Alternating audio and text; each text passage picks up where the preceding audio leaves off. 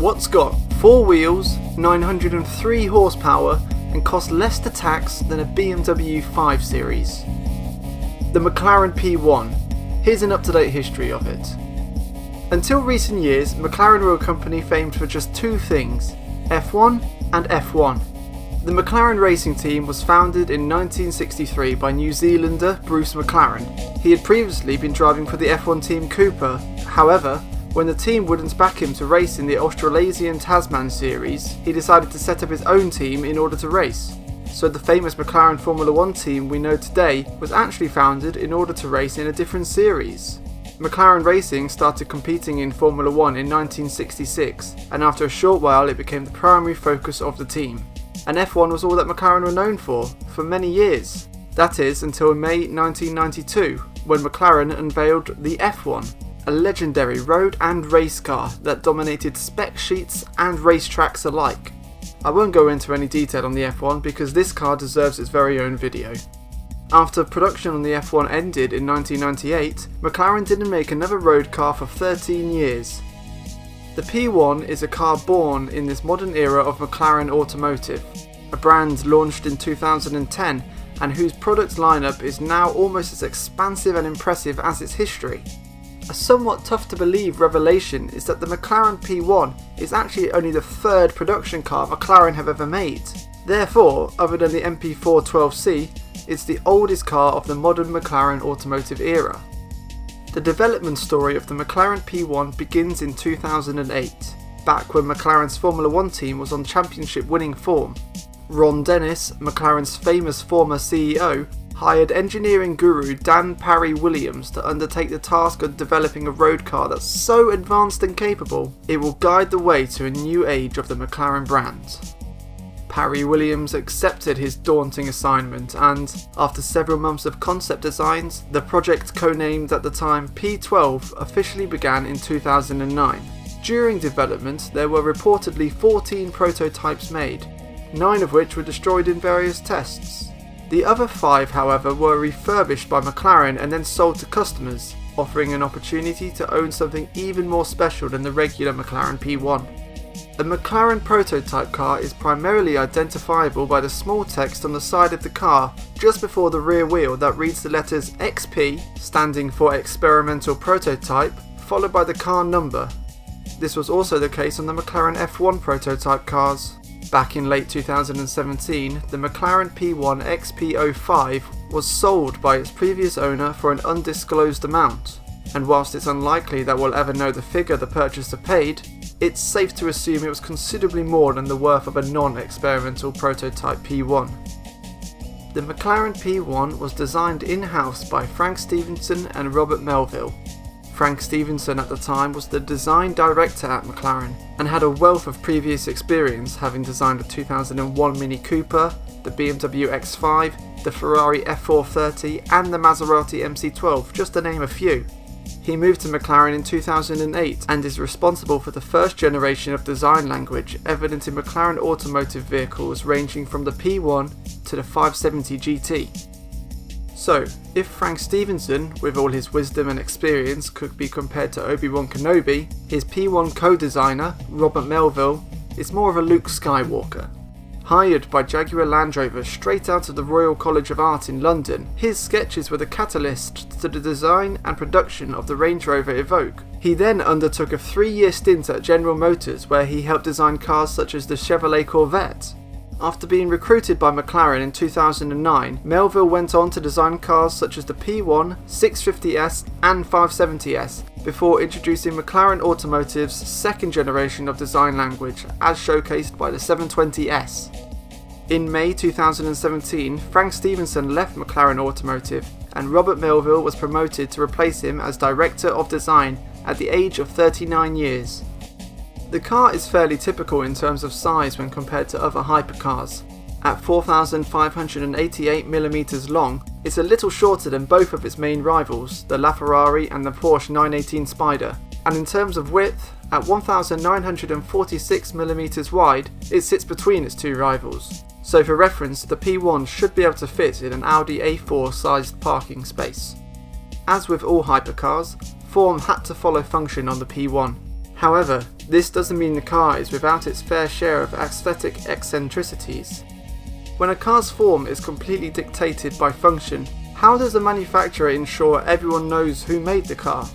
Well, in the case of the McLaren P1, by incorporating the brand's logo in as many places as possible on the car. This is the McLaren Automotive logo, and as per usual, this logo can be found on the front of the car and at the centre of each wheel. But that's not nearly all. The logo shape is also the shape of the front lights on the car, the shape of the air vents on the front bonnet of the car, the shape of the air intakes towards the rear of the car, and even the tail lights of the car are reminiscent of the outline of the logo.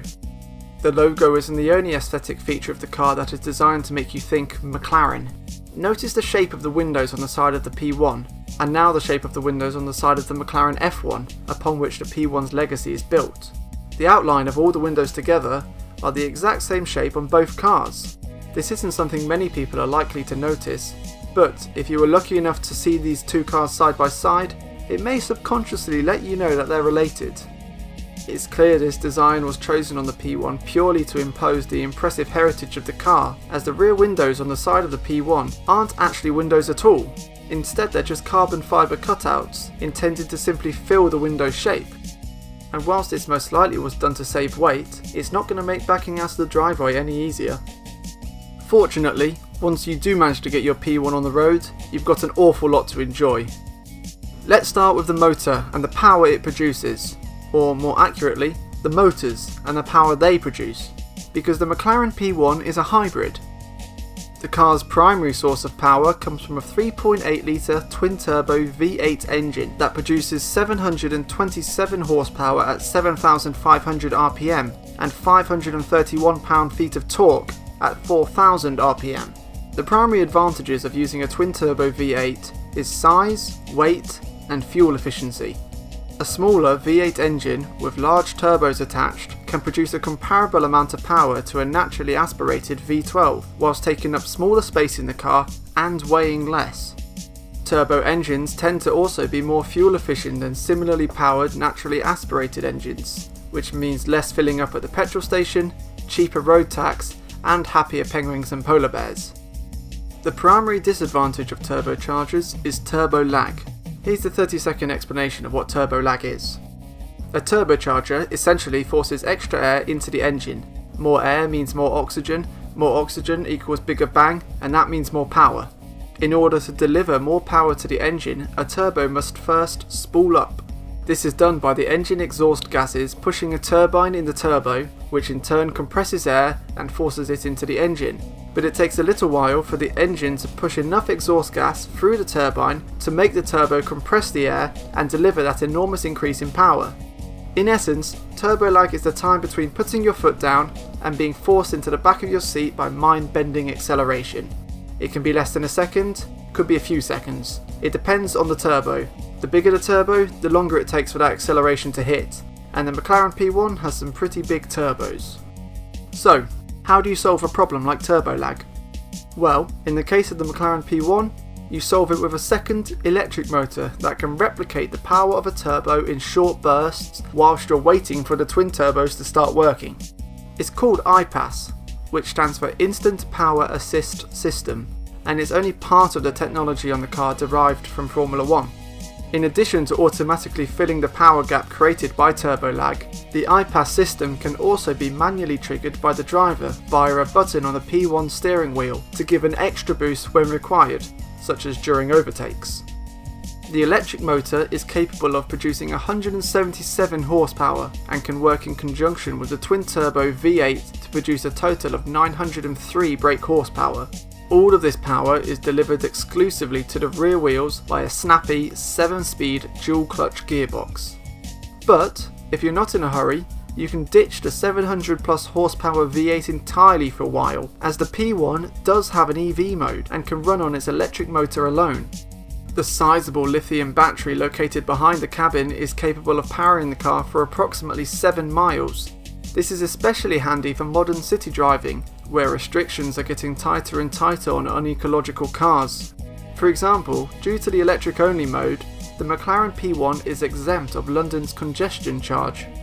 It's due to this hybrid power that the McLaren P1 cost a surprisingly low £280 a year to tax, whilst a brand new BMW 530 diesel currently costs £450 a year to tax. But don't go thinking the P1 is affordable to run.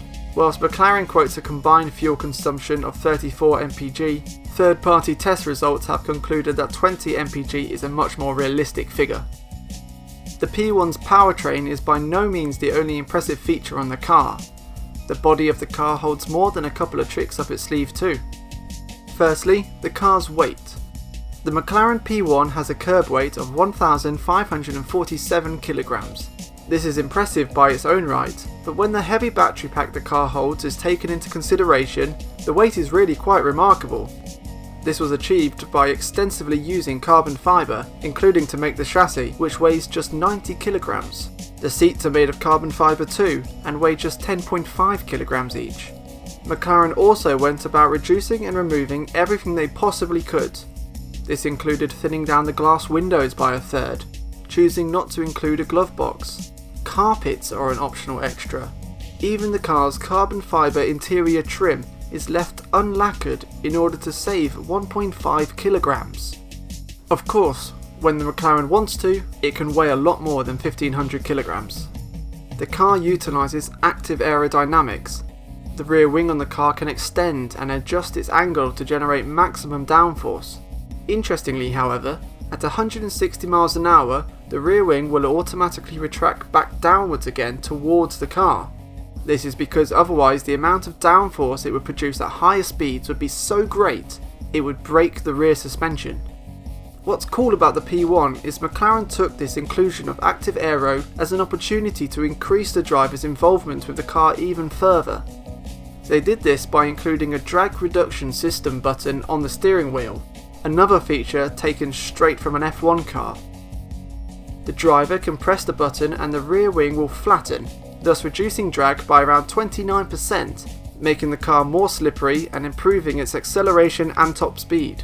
The rear wing will then return to its high downforce position once the driver presses the button again or applies the brakes, in order to make sure you can hit that apex. But if a McLaren P1 owner really wants to feel like they're driving a race car, then they need to take it to a race track. There they can enable race mode. This lowers the P1 by 50mm, substantially improving the ground effect under the car. In this mode, the rear wing extends by 300mm and reaches its full extension past the back end of the car. So, technically, the whole car becomes longer in this mode too. It's at this point that the DRS is enabled, and it could well be required, as when in this mode, the P1 is capable of producing 600 kilograms of downforce at 160 miles an hour. Due to these extreme changes, the car is actually illegal to drive on public roads when in race mode, as it's too low to meet pedestrian safety laws. The dashboard layout also changes, displaying more race-orientated information such as iPass battery levels and DRS status, as well as a series of lights that illuminate as the engine progresses through the rev range, so that the driver knows exactly when to change gear. All of this, plus bespoke super grippy Pirelli P0 tyres designed exclusively for the P1, and its carbon ceramic brakes, which are coated in silicon carbide, one of the hardest materials on earth, means that the car is a weapon around corners, and can brake to a standstill from 190 miles an hour in just 6.2 seconds. So, the McLaren P1 is a car made to be driven hard and fast, but how fast is it, and how does it compare to some of its rivals? Well, let's say a McLaren P1, a Porsche 918 Spider, a LaFerrari, a McLaren F1, a Bugatti Veyron Supersport, and a Koenigsegg Agera R all lined up at the drag strip. With a 0 to 60 time of 2.6 seconds, the McLaren P1 sits in the centre of the pack. The Porsche beats the P1 by 0.4 of a second. The Ferrari is second quickest, beating the McLaren by 0.2, and then the Bugatti just pips it to 60 by a single tenth of a second. 0.3 behind the P1 is the Agera R, and then bringing up the rear, as should be expected, is the P1's 25-year-old spiritual predecessor with a nonetheless very respectable time of 3.2 seconds, 0.6 behind its younger sister. Things change from 0 to 100 miles an hour. This time the P1 is joint fastest along with the Ferrari at a sensational time of just 4.7 seconds. The Porsche and Bugatti are next, 0.2 of a second behind. They are followed by the Koenigsegg, which is 0.4 of a second slower to 100 than the leading cars. And then the McLaren F1 again sits at the back, 1.6 seconds slower to 100 than the P1. And then, in regards to the top speed, everything changes again. Here the Bugatti Veyron Supersport takes the glory, with an almighty top speed of 268 miles an hour. This is followed by the Agera R, which hits the rev limiter at 260 miles an hour. Then the McLaren F1 is third fastest at 240 miles an hour. The P1 and Ferrari are once again tied with identical top speeds of 217 miles an hour. And finally the Porsche, quickest to 60 miles an hour but the slowest top speed of all with a still rapid 214 miles an hour. After months of speculation, the P1 was officially unveiled to the world at the 2012 Paris Motor Show, and production of the cars began around a year later in October 2013. Whilst now the P1 is a hugely desirable car to all, it's reported that initially McLaren didn't have the number of customers clamouring for their Halo car that they were expecting. Production was limited to just 375 units, but it wasn't until November 2013, over a year after the first announcement, that the final P1 allocation was sold. But I don't blame the buyers for taking their time to consider, as the car didn't come cheap. The base price for a P1 was £866,000. However, McLaren clearly attracts keen customers, as around 3/4 of those purchasing a car chose to have some sort of bespoke embellishment added to their P1 by McLaren's in-house car customization clinic, known as McLaren Special Operations. This reportedly raised the average price paid for a new McLaren P1 to over £1 million. With that being said, everyone who was fortunate enough to buy a P1 from McLaren has made a worthwhile investment. Today's value for a P1 resides anywhere in the region of £1.2 million to £1.8 million. On the 12th of September 2018, former Formula 1 world champion Jenson Button listed his McLaren P1 for sale with the asking price of £1.6 million. It's not known whether he paid for the car or whether it was gifted to him by McLaren during his 7-year tenure with their Formula 1 team, but either way he should make a tidy profit when the sale goes through. Jenson Button isn't the only famous person to own a P1. American late-night talk show legend and notorious automotive addict Jay Leno also does, and as he also owns a McLaren F1 and an MP4 12C from new, he's not likely to be selling his P1 anytime soon. There are two further variations to the standard P1. First, McLaren made the P1 GTR, a car produced to celebrate the 20th anniversary of the McLaren F1's 1995 Le Mans 24-hour victory. The P1 GTR is a track-only car, so not road legal, and production was limited to just 35 units, rendering the regular P1 comparatively common. Power on the GTR was raised from 903 horsepower to 987 horsepower, reducing the 0 to 60 time by 0.2 of a second and raising the top speed to 225 miles an hour. The GTR also featured a fixed wing but maintained its DRS feature, meaning even more downforce. Ownership of this car comes with a few perks, including participation at McLaren driving events all over the world, access to the company's race simulators with driver training, and even consultations with the McLaren driver fitness team. And then there's the P1 LM, which is essentially a road legal version of the P1 GTR. This car is actually engineered by a British automotive company called Lazante. This is the same company that was responsible for transforming the F1 into the Le Mans winning F1 GTR back in 1995. The P1 LM is actually 60 kilograms lighter than its track-only counterpart, and it has 40% more downforce than the GTR2. All of this led to the McLaren P1 LM smashing the Nürburgring Nordschleife track record for a production car in May of 2017 with a blistering time of 6 minutes and 43 seconds.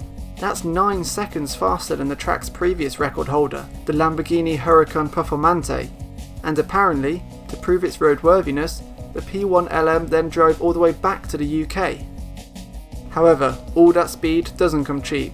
Lazante asked for £2.95 million per car, but with only 5 in total ever being produced, they're only going to climb in value. So that's an up-to-date history of the McLaren P1. I hope you enjoyed it and feel slightly more informed than you did 20 minutes ago. Thanks.